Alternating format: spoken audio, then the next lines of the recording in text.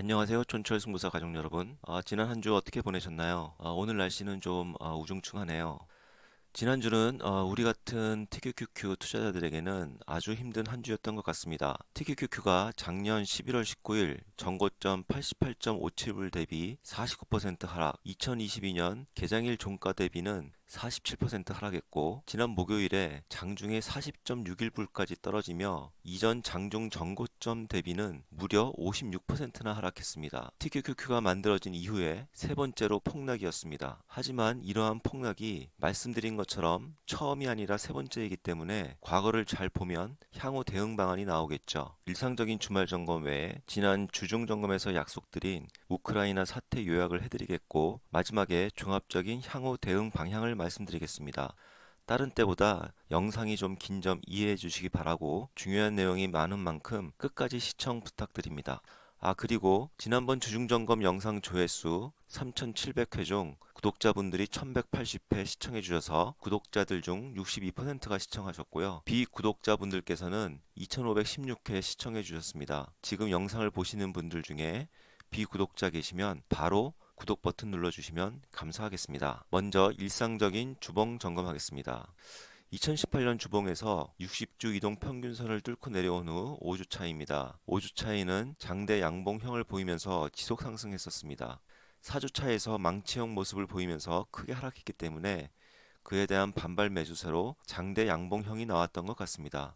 2022년을 보면 결국 우리가 우려했던 대로 주중에 120주 이동 평균선을 뚫었습니다. 하지만 다행스럽게도 그날 바로 반등해서 결국 지난주 대비 약간 상승한 채로 장을 마감하며 망치형 모습을 형성했습니다. 향후 2주간 60주 선인 60불 가까이로 올라오면 이번 조정장은 끝이 아닐까 생각합니다. 사실 나올 수 있는 악재는 다 나왔으니까요.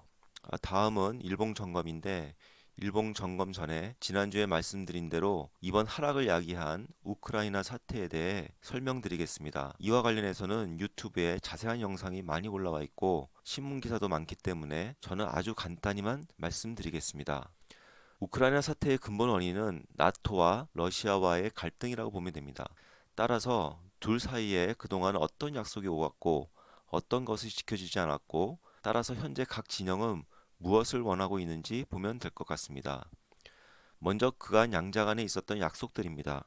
1990년 독일이 통일할 때 나토는 독일 동쪽으로는 확장하지 않겠다는 약속을 러시아에 구두로 했다고 합니다. 그리고 1991년 소련 연방 붕괴 때 러시아가 우크라이나에 남겨둔 핵탄두가 1,800여기나 되었는데, 이를 러시아에 반환하는 대신에 미국, 영국, 러시아 3개국이 우크라이나의 영토 보전과 정치적 독립을 약속하는 부다페스트 안전보장양해각서를 1994년에 체결합니다. 2014년에는 이번 침공의 빌미를 제공해 주었던 돈바스 지역에서 더 이상 전쟁 행위를 하지 않겠다는 정전 협정인 민스크 조약이 우크라이나, 러시아, 도네츠크 인민공화국, 루간스크 인민공화국 사이에 체결됩니다. 하지만 이 모든 것들이 잘 지켜지지 않았죠. 먼저 나토는 지속적으로 동쪽으로 확장을 해왔습니다. 1999년부터 14개국이 추가로 나토에 가입을 했고, 과거의 구소련 지역이었던 발트 3국도 가입을 했습니다. 이에 대해서 러시아가 강력히 항의를 했지만 1990년에 있었던 것은 구두 약속이라서 증거가 없다고 얘기를 하고 있습니다. 러시아는 2014년에 크림 반도를 장악을 합니다. 이것도 마찬가지로 부다페스트 안전보장양해각서를 위반한 것인데, 이 각서는 또한 조약이나 협정이 아니라서 구속력이 없다고 하네요. 이 크림 반도는 러시아 흑해 함대의 가장 중요한 해군기지인 세바스토폴이 있는 지역으로서 러시아한테는 꼭 장악해야만 하는 그런 지역이었던 것 같습니다.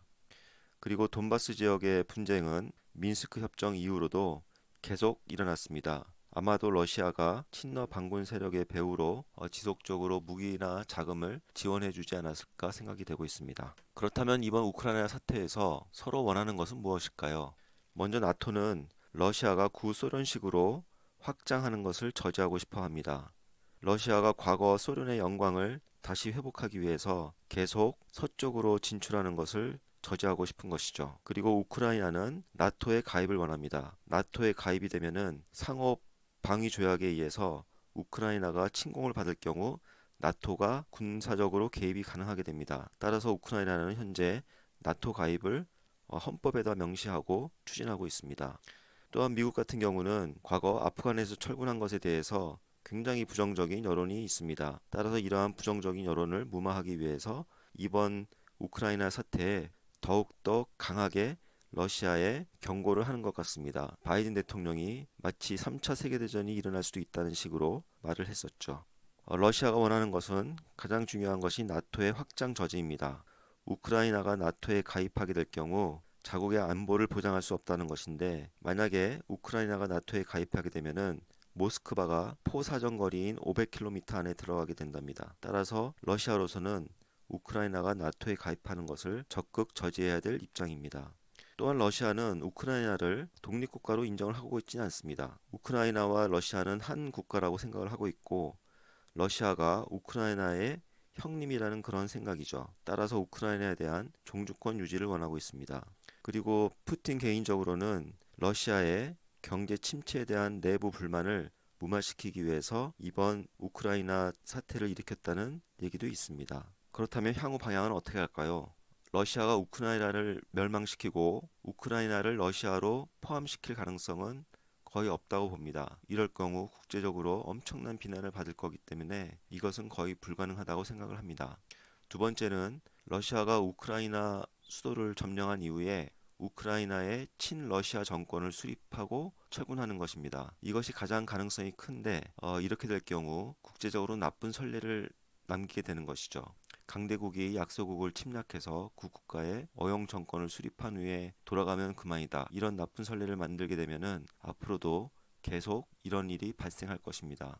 세 번째는 우크라이나가 영세 중립국으로 전환되는 것입니다. 마치 스위스처럼 어느 편에도 속하지 않는 영세 중립국이 된다면 우크라이나는 나토나 러시아의 손길에서 벗어나서 양쪽으로부터 안전을 보장받을 수 있을 것입니다. 이 세 가지 중에 어떤 방향으로 진행될지 지켜봐야 할 것 같습니다. 네, 이러한 우크라이나 사태에 대한 이해를 바탕으로 해서 일봉 점검을 해보겠습니다. 월요일은 휴장이 되었고 화요일에 푸틴이 돈바스 지역 도네츠크 인민공화국, 루안스크 인민공화국의 독립을 승인하고 이 지역의 평화유지군 파병 결정을 하면서 이를 러시아의 우크라이나 침공으로 간주하며 3.1% 하락했습니다. 수요일엔 이로 인해 바이든 대통령이 러시아와 독일 간 가스관 연결 사업을 주관한 노르트 스트림 2 AG와 그 기업 임원에 대한 제재를 지시하면서 또 하락했고요.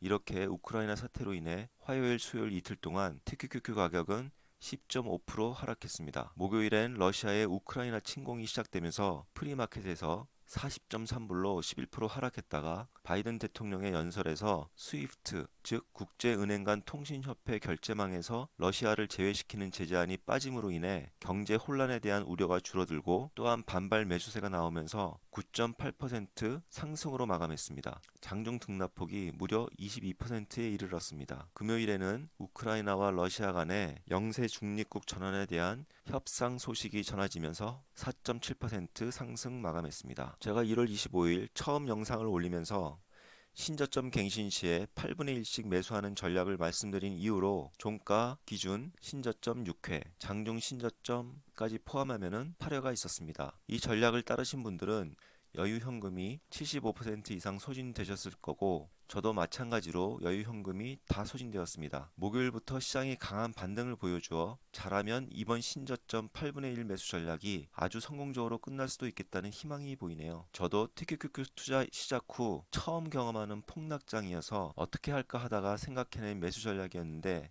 일단 현재까지는 잘 실행된 것 같습니다. 자, 그럼 종합적인 향후 대응 방안 말씀드리겠습니다. 먼저 여유 현금이 한 푼도 없으신 분들입니다. 이 중 10년 동안 안 써도 되는 자금을 가지고 투자하신 분들은 아시죠? 10년 존버입니다. 아예 주식앱을 지워버리고 잊으십시오.